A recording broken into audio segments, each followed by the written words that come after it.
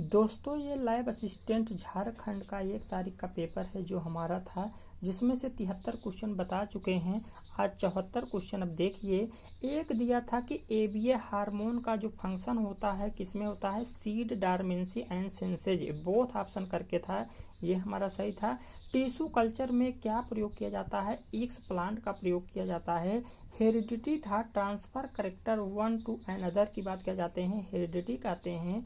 एक ट्रांसडक्शन था, जब हमारा क्या कह जाते हैं, इसमें ये था कि जब वन करेक्टर हमारा अनदर करेक्टर जब वायरस के द्वारा वहाँ पर ट्रांसफ़र हुआ था, जिसे बैक्टीरियोफेज उसे हम ट्रांसडक्शन कहते हैं। बायोजेनरेसी था, ये जब हम जेनेटिक कोड पढ़ते हैं वहाँ पर था, जब एक अमीनो एसिड कोड करता है मोर देन वन कोडान को, उसे डीजेनरेसी कहा जाता है। एक हमारा अनएम्बिगुअस होता है। अनएम्बिगुअस कहने का मतलब जब एक अमीनो एसिड एक कोडान को कोड करता है उसे अनएम्बिगुअस कहते हैं। जब एक amino acid more than one codon को कोड करता है तो उसे डीजेनरेसी कहते हैं। तो ये हमारा क्वेश्चन था, ये हमारा ऑप्शन था। अगला क्वेश्चन था नॉन सिम्बियाटिक नाइट्रोजन फिक्सेशन बैक्टीरिया, जिसमें हमारा एजोटोबैक्टर, क्लास्ट्रीडियम, एक और करके था कोई जो कि हमारा एनसीईआरटी में है, वो तीनों दिया था, सभी विकल्प सही थे।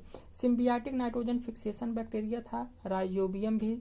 बायोजियोकेमिकल साइकिल था, कोई ऐसी प्रोसेस जिसमें रिसाइकिल होती है तो बायोजियोकेमिकल साइकिल की बात किया गया था। बायोटिक कंपोनेंट ऑप्शन था कि प्लांट होते हैं, एयर होते हैं, सॉयल होते हैं, ह्यूमिडिटी, जिसमें हमारा प्लांट सही थे। ये बायोटिक कंपोनेंट करके भी ऐसे पूछा था। सोर्स ऑफ कार्बन, जिसमें हमारा फॉसिल फ्यूल होता है, कार्बन डाइऑक्साइड होते हैं, ये हमारे सभी विकल्प सही थे इसमें।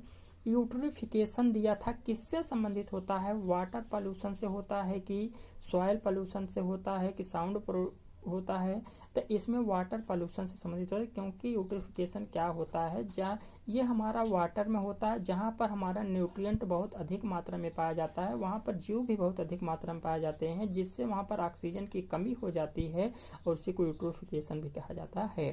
प्लांट दिया था कि हाँ, ये दिया था कि कौन सा प्लांट है जो खाया जाता है, तो इसमें दिया था क्या बोलते हैं, ग्राउंड, कौन सा प्लांट खाया नहीं जाता है, ग्राउंड नट दिया था।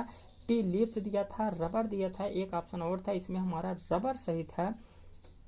रबर खाया जाता है कि नहीं, देख लीजिएगा इसको, हम यही लगाए हैं। एनर्जी पिरामिड दिया था, ऑलवेज हमारा कैसे होता है, अपराइट होता है। पिरामिड बेसिस, नंबर, एनर्जी, मास, मतलब दिया था कि पिरामिड जो बेसिस होते हैं कितने प्रकार के होते हैं, नंबर के आधार पर होते हैं, एनर्जी के भी, मास के आधार पर होते हैं। नंबर ऑफ वॉल्यूम बेसिस के आधार पर दिया गया था, किसमें उल्टा होता है। ये देखिए ऑप्शन, ग्रीन लैंड इकोसिस्टम दिया था, पैरासाइट इकोसिस्टम दिया था, पांड इकोसिस्टम। एक विकल्प और था, ये समझ में नहीं आया कि नंबर के आधार पर उल्टा तो हमारा किसका होता है, वन का नंबर उल्टा होता है, खाली वनों के आधार पर हमारा उल्टा होता है। बाकी ऑप्शन ये था, समझ में नहीं आया, हम तो पैरासिटिक इकोसिस्टम लगाए हैं, बाकी आप लोग देख के बताइएगा। नेट प्राइमरी प्रोडक्टिव पूछा गया था। फर्स्ट इंसेक्टिसाइड पूछा गया था, डीडीटी जो सही था। हार्स नेम पूछा गया था, इक्वस की बात करते हैं। फर्स्ट वन ट्यूज हार्स जिस किसमें होता है, पिलियोहिप्पस में रखा गया है। और देखिए 94 क्वेश्चन टीनोफोरस संबंधित है, टीनोफोरस संबंधित है। दिया था कि काम जेली किसका मेंबर होता है, टीनोफोरा का होता है। और यहाँ पर एक क्वेश्चन था इसी से कि internal fertilization, external fertilization, sexual reproduction Ctenophora में कौन सा नहीं होता है, ऐसे ऑप्शन था। इंटरनल फर्टिलाइजेशन शायद यही नहीं होता है, इसको देख लीजिएगा, बाकी सब होते हैं।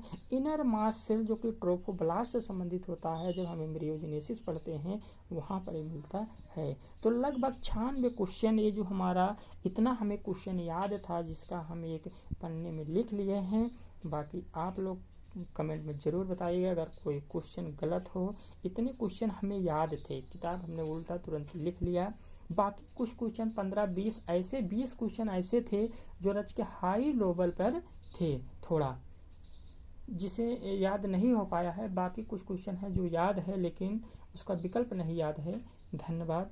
कैसे लगा झारखंड लैब असिस्टेंट बायोलॉजी का पेपर?